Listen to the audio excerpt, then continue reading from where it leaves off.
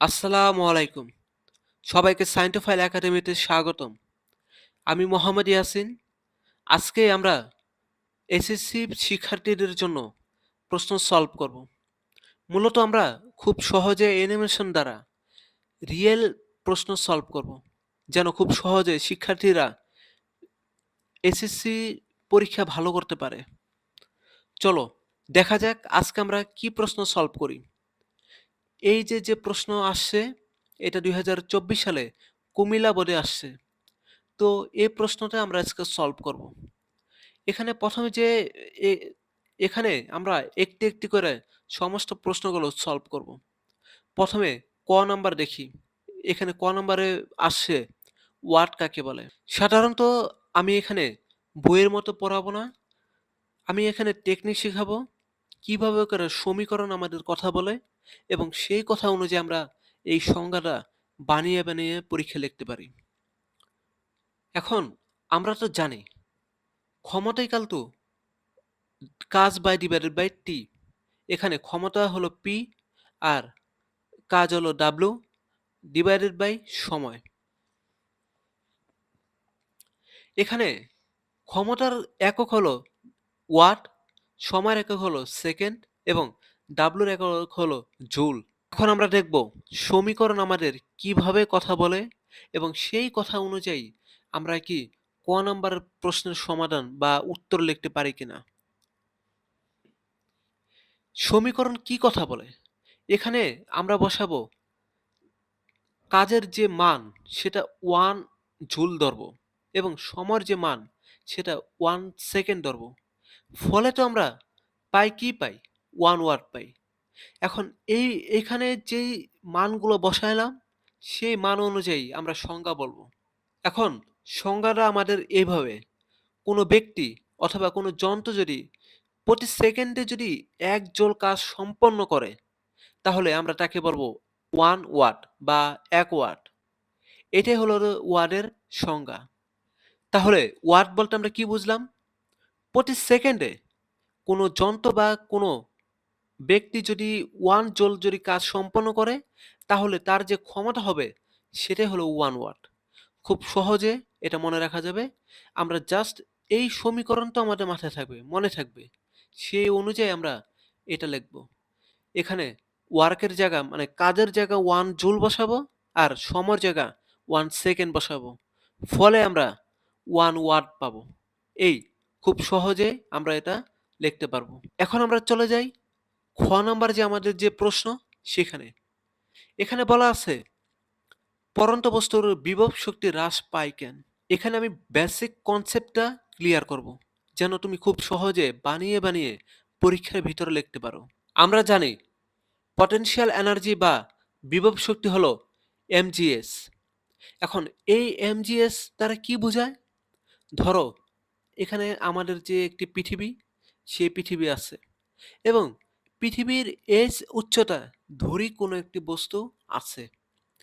সেই বস্তু এই যে বিন্দুটার যে আমরা দেখছি এই বিন্দুতে আমাদের পটেনশিয়াল এনার্জি বা বিভব শক্তি হলো এমজিএস এবং এই উচ্চতা যত বেশি হবে আমাদের বিভব শক্তি তত বেশি হবে, কারণ এস এর মান বাড়া মানে হলো আমাদের এস যত বৃদ্ধি পাবে ইপি তত বৃদ্ধি পাবে, এস যত কমবে ইপি তত কমবে।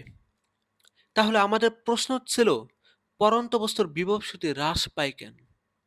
হ্রাস পাওয়ার কারণ হলো একটি বস্তু যখন পড়বে উপর থেকে আপনি যখন ছেড়ে দেবেন তখন তার প্রতি সেকেন্ডে তার উচ্চতা কমে। এইভাবে করে প্রতি সেকেন্ডে একটা বস্তুর উচ্চতা কমে। তাহলে যদি এই যে একটা ফ্রি বল বা ফ্রি পার্টিকেলের যদি উচ্চতা যদি কমে তাহলে তার এস এর মান ধীরে করে কমে। আর এস এর মান যদি কমে তাহলে আমরা বলতে পারি যে তার পটেনশিয়াল এনার্জি বা বিভব শক্তি হ্রাস পায়। এটাই হলো যে ব্যাখ্যা। তার মানে পরীক্ষার ভিতরে যদি আসে পড়ন্ত বস্তুর বিভব শক্তি হ্রাস পায় কেন, তুমি সাধারণত এই সমীকরণটা লিখবা এবং তারপর বলবা যে একটি পড়ন্ত বস্তু যদি উপর থেকে যদি ছেড়ে দেওয়া হয় তাহলে তার উচ্চতা ধীরে করে হ্রাস পায় অর্থাৎ ধীরে ধীরে করে উচ্চতা কমে এবং ফলে পড়ন্ত বস্তুর বিভব শক্তি কমে বা হ্রাস পায়। যাই হোক, আমরা এখন আমাদের পরবর্তী যে প্রশ্ন, সে প্রশ্নে চলে যাই। এখানে বলা আছে বস্তুটি কত বেগে ভূমিকে আঘাত করবে নির্ণয় করো। আমাদের কোন বস্তুর কথা বলছে? এই যে বস্তু, এ বস্তু, এখানে প্রশ্নে বলা আছে এ বস্তু, এ বস্তু যদি ভূমিতে যদি আঘাত করে, এই হলো আমাদের ভূমি, এই ভূমিতে আঘাত করবে এবং সে আঘাতকৃত মান এর বেগ কত এটা বের করো। আচ্ছা, আমাদের ধরি আমাদের যে পৃথিবী, এই পৃথিবী থেকে বল এ- এই পৃথিবী থেকে এই যে বলটি দেখছো, এই বলের উচ্চতা হলো 15 মিটার। এখন এই বলটি যদি ফ্রি ভাবে যদি পড়ে, তাহলে ঠিক মাটিতে, এই মাটিতে স্পর্শ করার আগ মুহূর্তে বা আঘাত করার সাথে সাথে যে বেগ অর্জন করবে, সে বেগের মানটা আমরা এখন বের করব। এখন এখানে কয়েকটা জিনিস আগে ক্লিয়ার করি। শুরুতে যখন আমরা বলটি নিক্ষেপ করছিলাম, নিক্ষেপ বলতে এখানে বোঝানো হয়েছে যে নি- বলটি আমরা আস্তে করে ছেড়ে দিয়েছি। অর্থাৎ আমাদের বলের আদিবেগ হলো 0। এখানে আদিবেগ, বলের আদিবেগ কত? 0। কারণ আমরা বলটি ছেড়ে দিয়েছি, নিক্ষেপ করি নাই। এর জন্য আমাদের আদিবেগ হলো 0। এখানে জি এর মান কত? জি এর মান হলো 9.8। জি হলো আমাদের অভিকর্ষ ত্বরণ। অর্থাৎ একটি বস্তু যদি তুমি উপর থেকে যদি ছেড়ে দাও, তাহলে পৃথিবীর অভিকর্ষ ত্বরণের জন্য বস্তুটি ধীরে ধীরে করে নিচে নামে, আর সেই ত্বরণের মান হলো 9.8। যাই হোক, আমরা এখন সমাধান করার জন্য গতির যে সূত্রগুলো, সেগুলো আমরা একটু দেখি। এখানে এস দ্বারা বোঝানো হয়েছে যে এটা এক্স অক্ষ বরাবর বা যে কোনো অক্ষ বরাবর সরণ বোঝানো হচ্ছে, আর এ বোঝানো হচ্ছে ত্বরণ। এখন একটা বস্তু তো আমরা উপর থেকে নিচে ফেলছি, তাহলে তার জন্য তো সরণ বা তার জন্য তো এস হবে না, তার জন্য উচ্চতা হবে। আর আমরা সেটাকে একটু সুন্দর করে সাজিয়ে লিখি ঠিক এইভাবে। আচ্ছা, একটি কথা ক্লিয়ার করি। প্রথম যে সূত্রটা দেখছো, এই সূত্রটা কিন্তু যখন একটা বস্তু তুমি উপর থেকে নিচে ছেড়ে দেবে, তখন এটা কিন্তু কাজ করবে না বা কার্যকর নয়। কারণ হলো, একটি বস্তু যখন উপর থেকে নিচে ছেড়ে দেবে, তার ধীরে ধীরে করে তার গতি বাড়ে, এবং যদি গতি বাড়ে, তাহলে তুমি কিন্তু বলতে পারো না যে এই সূত্রটা এখানে কাজ করবে। কারণ এখানে যে ভি, এখানে ভি যেটা আছে, সেটা বোঝানো হচ্ছে যে সমবেগ। কিন্তু একটি বস্তু যদি তুমি উপর থেকে ছেড়ে দাও, তাহলে সেটা কিন্তু আর সমবেগ নয়। আর এই কারণে প্রথম যে সূত্র, এটা হবে না। তাই বাকি আমাদের যে 4টি সূত্র থাকে, আমরা একটু দেখি সেই 4টি সূত্রের ভিতরে কোনগুলো দ্বারা আমরা কাজ করতে পারি। আমাদের 2য় নাম্বার যে সূত্র, হ্যাঁ, এটা দ্বারা করা যাবে না। কি কারণে? আমাদের প্রশ্নের ভিতরে কি কি মান আছে, সেই অনুযায়ী আমরা মান বের করব। অন্যভাবে তো আমরা বের করতে পারবো না। আমরা এমন একটি সমীকরণ খুঁজব, যেখানে আমাদের উদ্দেশ্য হলো এই এই মানগুলো বসিয়ে আমরা শেষ বেগ বা ভূমিতে আঘাত করার মুহূর্তে বেগ কত সেটা বের করব। একটি জিনিস কিন্তু আছে, আর আমাদের সেই জিনিসটা কিন্তু নেই। সেটা হলো সময় কিন্তু নেই। আর কিন্তু তাই আমরা এই সূত্রটা ব্যবহার করতে পারবো না। আবার ৩য় নম্বরের যদি সূত্র যদি আমরা একটু দেখি, তাহলে কিন্তু এখানে সময়ের কথা আছে। কিন্তু আমাদের তো এখানে সময়ের মান জানা নেই। তাই আমরা এই সূত্রটিও ব্যবহার করতে পারবো না। কিন্তু আবার ৫ নাম্বারের যদি সূত্রটা যদি একটু দেখো, তাহলে এখানে দেখবা এখানেও কিন্তু সময়ের মান আছে। অর্থাৎ তোমার কাছে যদি সময়ের মান যদি না থাকে, তাহলে তো তুমি এই সূত্র এপ্লাই করতে পারবে না। তাই এই সূত্র আমাদের জন্য ব্যবহার করার অযোগ্য। এখন ৪ নাম্বার তুমি একটু সূত্রের দিকে তাকাও, তাহলে দেখবা এই একমাত্র সূত্র আমাদের জন্য ব্যবহার করার যোগ্য। কিভাবে করা? একটু দেখো। এখানে দেখো আমাদের উদ্দেশ্য কি? আমাদের উদ্দেশ্য হলো শেষ বেগ বের করা। মানে ভি এর মানটা বের করা। এবং এখানে ইউর মানটা দেওয়া আছে। দেখো এই যে ইউর মানটা দেওয়া আছে। আবার এখানে দেখো জি এর মানটাও দেওয়া আছে। এই যে জি এর মানটা দেওয়া আছে। আবার এখানে কিন্তু এস এর যে মান সেটা কিন্তু প্রশ্নে কিন্তু আগেই বলে দিয়েছে যে 15 মিটার। তাহলে এখন আমাদের উদ্দেশ্য হলো ভি এর মান বের করা এবং আমাদের যেহেতু এখানে সমস্ত কিছু মান দেওয়া আছে, তাই আমরা যদি মানগুলো যদি বসিয়ে নেই তাহলে ফলাফল পাবো। এখানে জাস্ট আর কিছুই করে নেই, ইউর জায়গা মান বসিয়ে দিয়েছি 0, কারণ আমাদের এখানে প্রশ্নের ভিতরে ইউর মান 0 আছে। আর 2 তো 2 এর মতন থাকবো, জি এর মান 9.8 বসিয়ে দিয়ে দিলাম, আর এস এর মান 15 বসিয়ে দিয়েছি। কারণ এইসব মানগুলো আমাদের প্রশ্নে অলরেডি দেওয়া আছে, ফলে আমরা এগুলো বসাতে পারি। বসানোর পর যদি একটু ক্যালকুলেশন করো তাহলে 294 পাবা। এখন এই 294 কে যদি রুট করো তাহলে আমরা পাবো, কারণ এখানে তো ভি এর উপরে স্কোয়ার আছে। এই এই যে এখানে দেখো ভি এর উপরে কিন্তু স্কোয়ার আছে।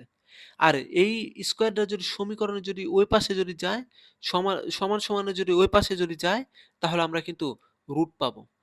রুট করলে এই মানটা আসে।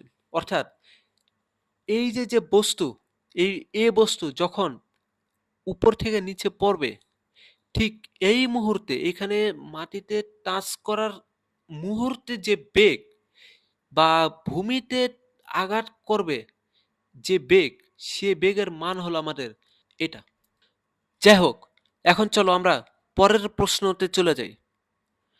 ঘ নাম্বার প্রশ্নে কি বলছে আমাদের? বলছে যে পড়ন্ত অবস্থায় বস্তুটির কোন অবস্থানে বিভব শক্তি যান্ত্রিক শক্তির অর্ধেক হবে?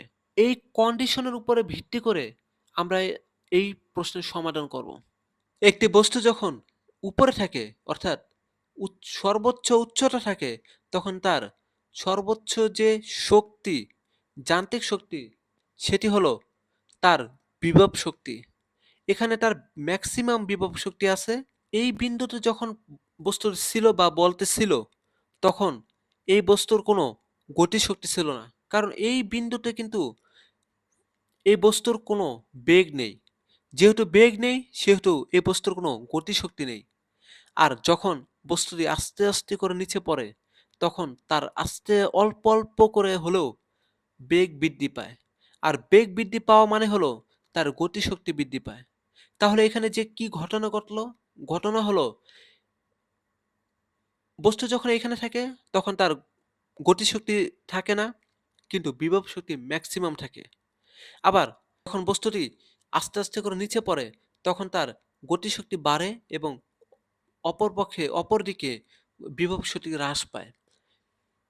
ঠিক মাটিতে আঘাত করার মুহূর্তে, যখন মাটিতে আঘাত করবে ঠিক সেই মুহূর্তে তার গতিশক্তি থাকে ম্যাক্সিমাম এবং বিভব শক্তি থাকে সর্বনিম্ন, অর্থাৎ এই বিন্দুতে বিভব শক্তি হলো 0।